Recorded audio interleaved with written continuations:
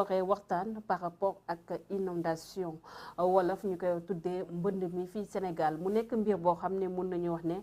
Sénégalais yi commencé nañ ko miin rawatina ñi nga xam ne ñooy yeewoon Ndakaaru mais benn mbir moo ëlëm xale askan mi par rapport à ces inondations dañuy gis on a mis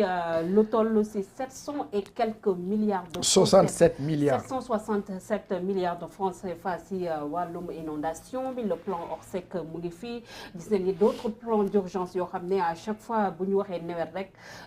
sous l'ère Abdoulaye Wade tegoon nañ ko Macky Sall aussi mu ñëwaat dabli ko mais on a comme l'impression ces plans ak milliards yi nga xam ne def nañ ko si li nga xam ne mooy mën amul benn apport bu am solo boo xam ne indi na ko si vécu des Dakarois. sans être méchant dafa mel ni ñi ñu dénk affaire yi ba léegi dafa mel ni ay tailleur lañu ñu ay ñawkat parce que on est dans le rafistolage mbënd mi est-ce que mën nañ ko régler la réponse du professeur c'est oui. Encore et mën nañ ko régler rapidement en 2 ans. Il y a 2 solutions. La première solution, elle est conjoncturelle. Mooy léegi. La deuxième solution, elle est structurelle.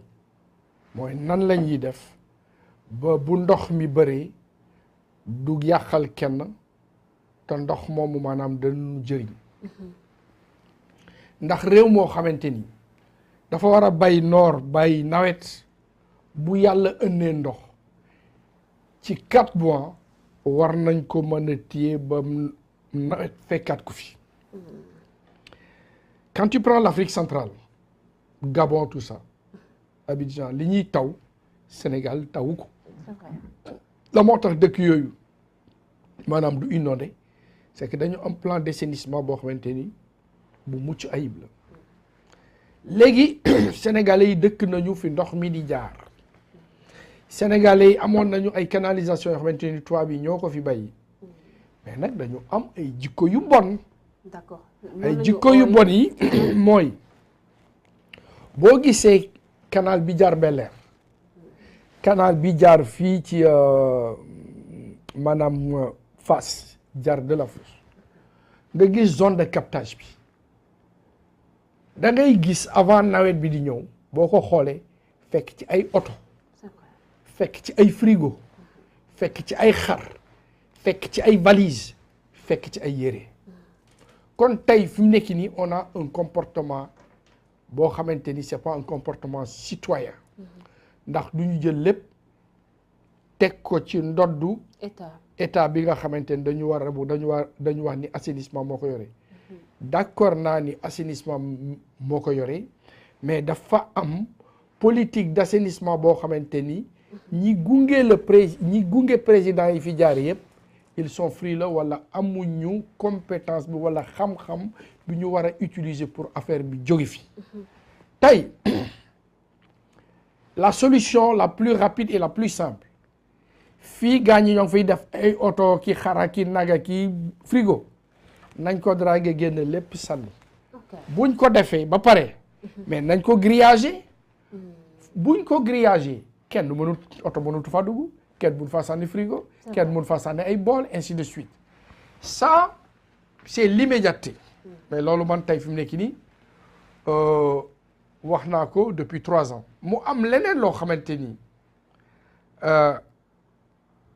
Sénégal yëpp xam nañ ko amul fooy taxaw ci Ndakaaru gii zone bleue yi ce sont les zones inondables parce que je parle technique maanaam ñi nga xamante ni maîtriser nañ ko zone bleue la ñuy wax zone bleue yi nga xamante ne am na ci Ndakaaru la première chose bi président de la République war a imposer nañ ko defal la cartographie des zones bleues bu tawee ba pare mais ñun am nañu hélicoptère am nañu ay caméra am nañu ay appareil photo bu hélico bi survoler tout Dakar zone bleue yi photographier leen ñu def la cartographie des zones bleues amul point zone bleue boo xamante ni sori nga 7 kilomètres amul point zone bleue boo xamante ni ak canalisation yi sori nga leen donc in fine li nga xamante ni mën nañ ko def dans l'urgence nan la ñuy def pour zone bleue yooyu ñu raccorder leen ak canalisation yi xamante ni dragué woon na leen ne defoon nañu interdiction ba kenn du ci mën a def ay frigo et ainsi de suite et cetera bu boobaa affaire bi géej la jëm kooku c'est la solution boo xamante ni c'est l'urgence mais man waxuma solution boobu lay def man je vais adopter une solution structurelle boo xamante ni joxoon naa la benn vidéo pour wan la ni tey fi mu nekk nii bu tali bi nekkee nii mu nekk zone bleue fii danaa fexe ba def benn canalisation boo xamante ni boo leen gisee appareil bi ma wane en peu de temps dina am donc une largeur de 90 une profondeur de 130 bu ma ko bétonné grillagé ko def loolu nga xamante ni moom la ñuy teg ci fosse septique yi sur le truc là bu boobaa kenn du fa mën a def benn détritus doo fa mën a def valise doo fa mën a def xar doo fa mën a def dara. ok tous les 2 kilomètres 5 ma def benn puits boo xamante ni day nekk ab rétenteur boo xamante ni xam naa la pluviométrie bi fi ëpp Sénégal xam naa cette distance là ñaata temps lay jër pour feesal ma fii bu feesee fii ma continuer waat 2 kilomètres defaat la même chose ainsi de suite ba le dernier truc bi nga xamante ni bu fekkee ni la pluviométrie multipliée bi fi ëpp depuis 1900 ba léegi multiplier nañ ko par 100 bu boobaa man bu sama bassin rétenteur accessoire yi feesee xam naa ni dana am lu dem géej mais xam naa ni dana am lu des. mais est-ce que cette projection bi nga xam ne yaa ngi koy wax mu nekk loo xam ne une chose très importante est-ce que les techniciens qui sont là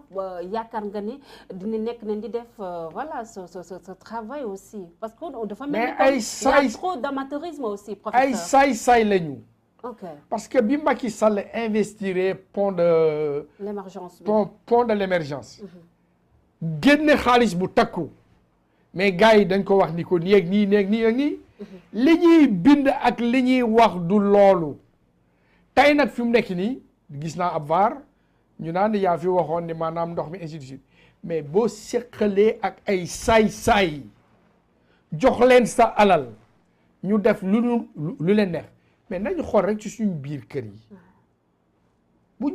ñu egg ci Macky Sall nañu xool suñu biir kër yi comportement yu njore rek ay comportement yu bon yoo xamante ni je donne un exemple pour ñu jàll sur la solution bi nga xamante ni maanaam nit ñi war nañ xam ni solution am na da ngay dem ci benn kër papa ak yaay nekk fa papa ak yaay faatu bu añ musaan jot ñëppay añandoo bu reer musaan jot ñëppay reerandoo papa ak yaay faatu nga gis leen ñu nekk 5 ci biir kër gi kenn génnul kër gi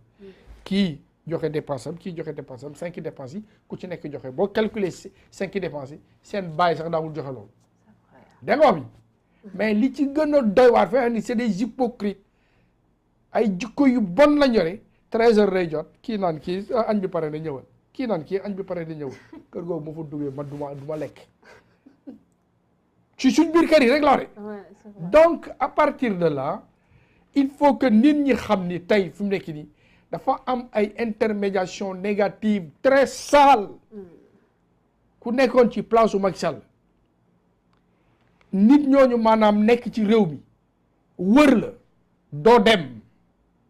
il faut loolu ñu bàyyi ci xel aussi da nga war a am voilà rigueur aussi par rapport très bien je suis d'accord avec toi tey fu mu nekk nii bu ma jegoon Macky Sall wala mu jege ma li ma koy wax mooy say yëpp li sénégalais di xaar ci yow xaaru sénégalais yi merewuñ la de yow personnellement mais sénégalais yi ñoo ngi la mere parce que jëloo benn décision pour ñii nga rëq seen dëgg def leen ci kaso bi nangu liñ yore delloo ko askan bi loolu képp la sénégalais yi xam nañ ni Macky Sall il est le responsable parce que moo def financement bi mais il n'est pas coupable de cette situation